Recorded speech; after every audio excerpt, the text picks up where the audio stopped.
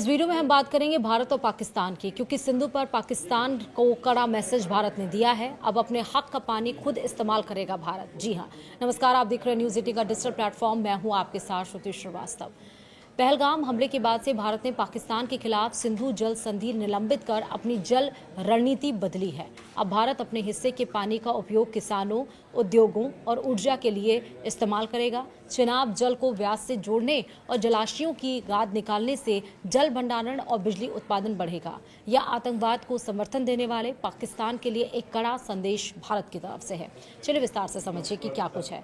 दरअसल पहलगाम आतंकी हमले में 26 निर्दोष नागरिकों की निर्मम हत्या के बाद भारत ने पाकिस्तान के खिलाफ जिस कूटनीतिक और रणनीतिक अभियान की शुरुआत की थी, उसके प्रभाव अब जमीन पर दिखाई देने लगे हैं।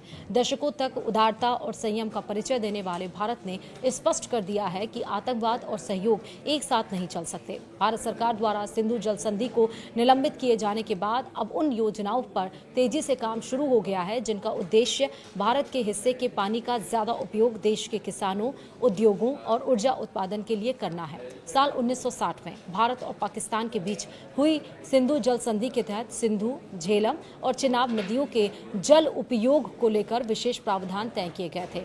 इन नदियों का ज्यादातर पानी पाकिस्तान तक पहुंचता रहा, जबकि भारत को सीमित उपयोग की अनुमति थी। लेकिन पहलगाम आतंकी हमले के बाद भारत ने स्पष्ट शब्दों में कहा कि खून और पानी एक साथ नहीं बह सकते। भारत का संदेश साफ था कि यदि पाकिस्तान आतंकवाद को समर्थन देता रहेगा तो उसके साथ सामान्य व्यवस्था जारी नहीं रह सकती।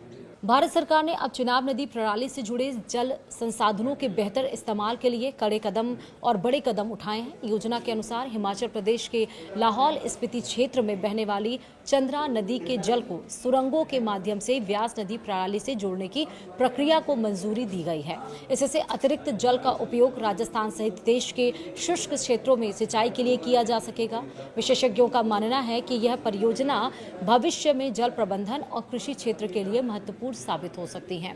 सिंधु जल संधि के प्रतिबंधों के कारण वर्षों से जम्मू कश्मीर स्थित सलाल और बगलीहार जल विद्युत परियोजनाओं के जलाशयों में जमा हो रही गाद को पूरी तरह से निकालने की प्रक्रिया सीमित रही थी। अब भारत इन जलाशयों में व्यापक स्तर पर डिस्टिलिंग और ट्रेजिंग और फ्लक्शिंग का कार्य करने जा रहा है।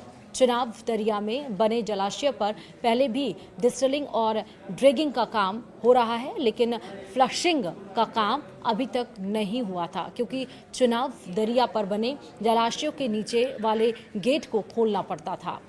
इसके लिए इजाज़त पाकिस्तान को लेनी पड़ती थी और पाकिस्तान ने कभी इन गेटों को खोलने की परमिशन नहीं दी थी और इन्हें परमानेंट लॉक करवा दिया गया था। लेकिन अब सिंधु जल संधि खत्म होने के बाद भारत सरकार ने इन जलाशयों के नीचे वाले गेट को खोलकर जलाशय में जामी गाद को पूरी तरह से निकालने की तैयारी कर रही है और इससे इन जलाशय में पानी का भंडारण की क्षमता बढ़ेगी और भारत अब अपने हिसाब से इन जलाशयों में जमा पानी का इस्तेमाल बिजली बनाने के लिए कर सकेगा। यानी इस प्रक्रिया से जलाशयों की भंडारण क्षमता बढ़ेगी, बिजली उत्पादन में सुधार होगा और भविष्य में जल संसाधनों का ज्यादा प्रभावी उपयोग संभव हो सकेगा।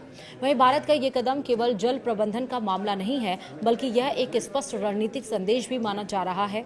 नई दिल्ली यह संकेत दे रही है कि पड़ोसी देश यदि आतंकवाद को अपनी नीति का हिस्सा बनाए रखता है तो उसके परिणाम केवल सीमा तक सीमित नहीं रहेंगे।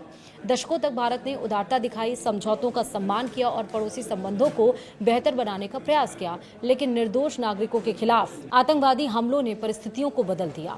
अब इसका सबक क्या है? किसी भी राष्ट्र की सद्भावना को उसकी कमजोरी समझना सबसे बड़ी भूल होती है। भारत ने एक बार फिर दिखाया है कि वो शांति चाहता है, लेकिन अपनी सुरक्षा और राष्ट्रीय हितों से समझौता नहीं करेगा। यदि आतंकवाद को बढ़ावा दिया जाएगा तो उसका जवाब केवल सैन्य मोर्चों पर ही नहीं, बल्कि कूटनीतिक, आर्थिक और संसाधन प्रबंधन के स्तर पर भी दिया जाएगा। आज भारत अपने अधिकार के जल का उपयोग अपने किसानों, अपने युवाओं और अपने विकास के लिए करने की दिशा में आगे बढ़ रहा है। यह केवल जल की कहानी नहीं, बल्कि राष्ट्रीय संकल्प, आत्मनिर्भरता और आतंकवाद के खिलाफ सख्त संदेश की कहानी है। वीडियो में इतना ही। नमस्कार।